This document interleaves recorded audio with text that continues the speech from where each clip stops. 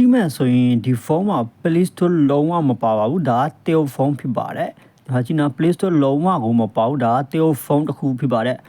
အဲ့ဒါကျွန်တော်ဒီဖုန်းမှာ Play Store ထပ်ပြမှာဖြစ်ပါတယ်ဒီဗီဒီယိုကိုအဆုံးထိကြည့်ပါနော်ဒီမှာကြည့်မဲ့ဆိုရင်လုံးဝနော် Play Store လုံးဝမရှိပါဘူးကြည့်လို့ရပါတယ်ဒီမှာကျွန်တော် Play Store ထပ်ဖို့အတွက်ဘယ်လိုလုပ်ရမှာလဲအဲဆိုကျွန်တော်ဘာလို့မှလဲဆိုရင်ဒီ setting ထပ်ကိုသွားလိုက်မယ် setting ထပ်ကိုသွားပြီးရင်ဒီမှာ application နေရာကိုတစ်ချက်သွားလိုက်မယ်ဒီမှာတော့ပြီး app management ကိုနေလိုက်မယ်ဒီမှာသွားရှာကြည့်မယ်နော် Play Store ရှိတာမရှိဘူးလားနော် Play Store ကိုရှာဖို့အတွက်ကျွန်တော် G နော် Google Play Store လို့ရှာရအောင်ဖြစ်ပါတယ် Google Google နော်ဒီက Play Store မရှိဘူးဒါပေမဲ့ Google Play Service Store ရှိပါတယ်နော်ဒီကောင်ကိုလည်းကျွန်တော်အရင်ဆုံးဒီမှာသွားကြည့်လိုက်မယ်ဒီကောင်ကရှိရယ်နော် permission တွေ allow တွေဖြစ်နေတယ်ဒီကောင်ကရှိရမရှိတာက Play Store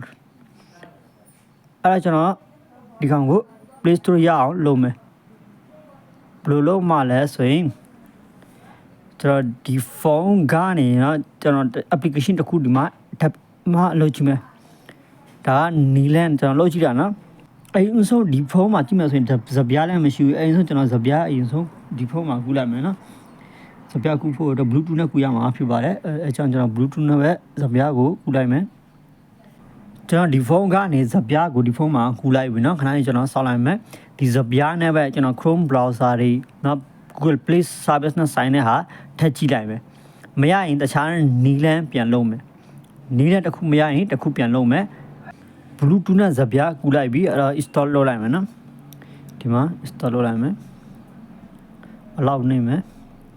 Okay ဒီဘက်ခဏလေးဆောင်းလိုက်မယ်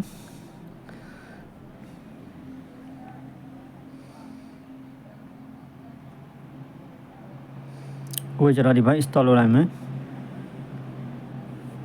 Okay သူပြောတာလုပ်လိုက်မယ်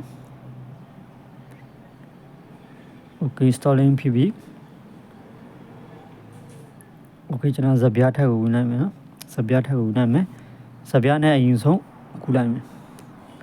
ဒီမှာ Play Store တော့ရပြီဒီကောင်လည်းရပြီအဲဆိုဒီကောင်ကိုကြည့်မယ်ဆိုရင် Google Play Store ကိုတင်မယ်ဆိုရင်ဒီမှာမရဘူး upgrade တဲ့ Okay ကိုနေမယ် Okay လောက်ဟိုရပြီနော် install လုပ်လိုက်မယ် Okay install security လုပ်ရမယ် Okay ရပြီနော် installing ဖြစ်ပြီ Google Play Store ရပြီအဲ့တော့ညီမချင်းဆို Google Play Store ရပြီဘာမှမခက်ဘူးနော်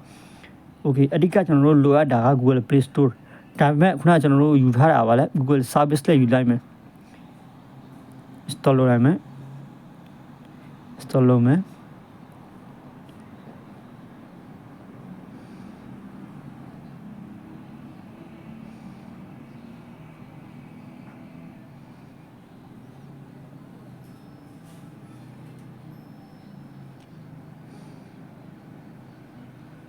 တော်လို့လိုက်ပြီ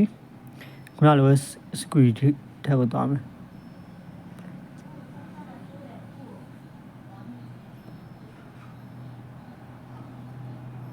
Okay very heavy ပြီ installing ပြီနော်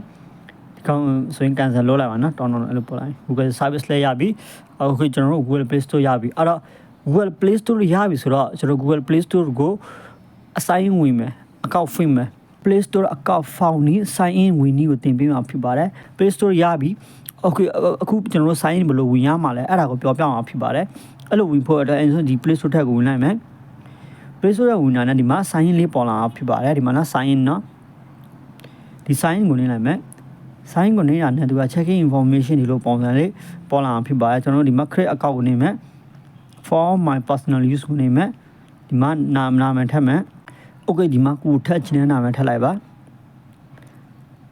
ဒီမှာထက်ချင်တာထည့်လို့ရနော်ကျွန်တော်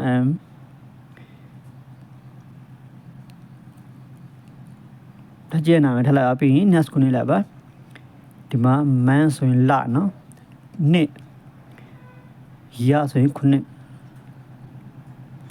channel ဆိုရင်ရုပ်ချလေးလားမင်းကလေးလားအဲ့ဒါကိုရွေးချက်လိုက်ပါ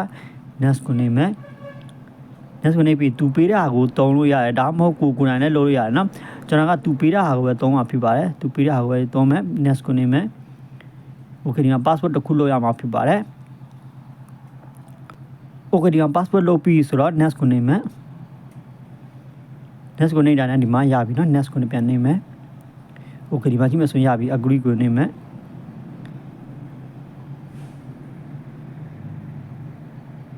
okay ဒီမှာဒီလောက်ဆိုရပြီเนาะ accept ကိုနေမယ် accept ကိုနေမယ်အခုဆိုရင်ဒီမှာရပြီဒီမှာဒီလိုပုံစံပေါ်လာမယ်ဆိုရင် get start ကိုနေ skip ကိုနေ not now ကိုနေဒီမှာကြည့်မယ်ဆိုရင် Play Store account ကျွန်တော်တို့ဖောက်ပြီးပါပြီเนาะဒီလိုပုံစံနဲ့ Play Store account ဖောက်ရအောင်ဖြစ်ပါတယ်